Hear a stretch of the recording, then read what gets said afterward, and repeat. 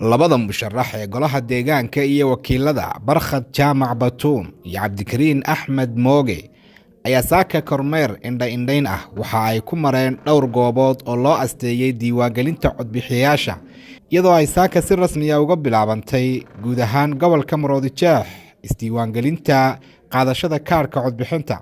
labadan musharax ayaa intii ay ku jireen kormeerkooda waxa ay la kulmeen dadkii iyagu goobtaasi iska diiwaangelinayay waxaana dadkaasi la wadaageen cabashooyin kala duwan oo ay ugu horeyso habsan badan oo ku jira dhanka diiwaangelinta qalabka. kormeerka kadib waxa ay labada musharax si wada jir ah fariin ugu direen komishanka doorashooyinka oo ay ugu baaqeen inay si degdeg ah wax uga qabtaan cabashooyinka kala duwan ee ay ku soo arkeen goobihii kala duwanaa ee ay tageen. waxayna sidoo kale fariin u direen dhammaan dadka ku nool gobolka Maroodijeex waxayna ugu baaqeen inay si habsami leh isku diiwaangeliyaan. saaka anigii walaalkii Barkhad wuxuu Ilaahay nawaafajiyay inaanu soo marno dhowr goobood oo dadka lagu diiwaangelinayay. runtii inkastoo hawshu ay socoto haddana dadkii halkaa joogay cabashooyin fara badan ayaa ka soo yeedhaya. meelaha qaarkood hawshu way xaniban tahay oo shaqadu ma socoto, meelaha qaarkoodna waqti aad u fara badan ayay qofku ku qaadanaysaa inuu isdiiwaangeliyo.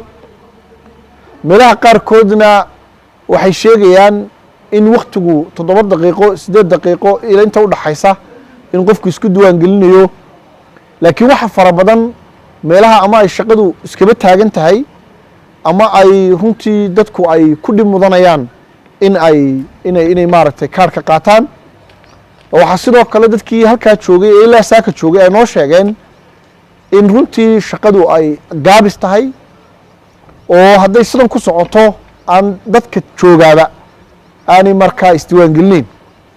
komishanka doorashooyinka qaranka annagoon dhaliilayn xushmadu hayna u ducaynayna inay shaqadooda u qabsoonto sida ugu wanaagsan ugu qabsoonto. waxaan ka codsan lahayn inay tiimam wareejiyaan, tiimam mara goobaha, cilad saaro kombiyuutarada, meesha shaqadu gaabiska ta ogaada sababta ay gaabiska u tahay, si markaa shaqadu ay sida ugu wanaagsan inoogu qabsoonto.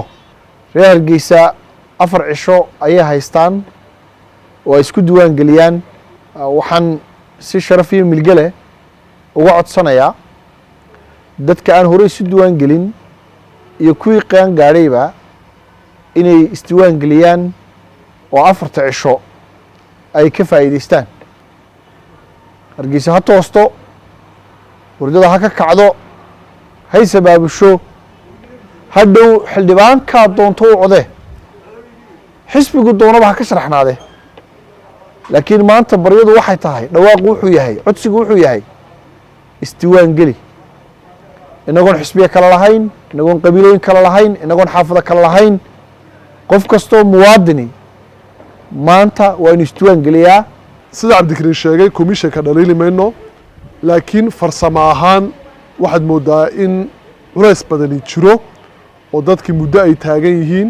markaas xushmad iyo qadarinna waxaanu madaxda komishanka uga codsanaynaa inay guddi farsamo oo kormeera sameeyaan hadba siday ciladu halkay ku timaado ay degdeg howlaha uga qabtaan.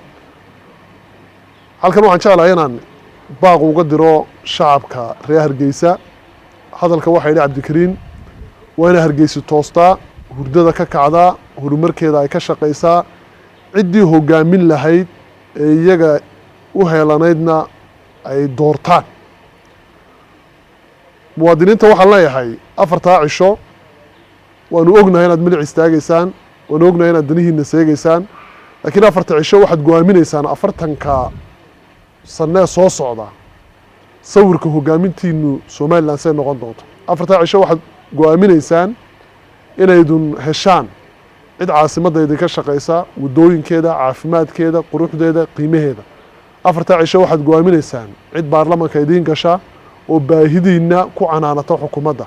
ma ogtahay macmiil in shirkadda Somtal ay ku daafurtay wejigii labaad ee abaalmarinta 5,000 ee hadiyado, taasoo ay ku jiraan 10 baabuur oo cusub oo Hyundai ah, mobaylo, talaagado, qasaalado, tablets dhammaantood baa shirkadda Samsung, dahab iyo dalxiis hoteelada damal ah ayaa kugu jirta hadiyadaha iyo sidoo kale accounts dahabshiil ah oo ay lacag kugu jirto haddaba si aad uga mid noqotid guulaystayaasha fadlan si joogto ah u isticmaal adeegyada Somtel sida ku hadalka internetka iyo adeega casriga ah ee e-dahab markasta oo aad isticmaashid adeegyada kala duwan ee shirkadda Somtel waxaad fursad u helaysaa in eheladaada iyo asxaabtaada ay ku codeeyaan bil kastana toddobaadka u dambeeya waxa uu serverka Somtel uu soo xuli doonaa kontonka macmiil ee ugu codka badan leh ee u gudbi doona wareegga labaad tusaale ahaan macmiil gal qaybta fariimaha ee telefonkaaga kadibna geli telefonka qofka aad doonaysid inaad u codeysid adigoo u diraya lambarka 5000 waxaad ugu diri kartaa si lacag la'aan ama si bilaash ah wixii faahfaahintaasi dheer nagala soo xidhiid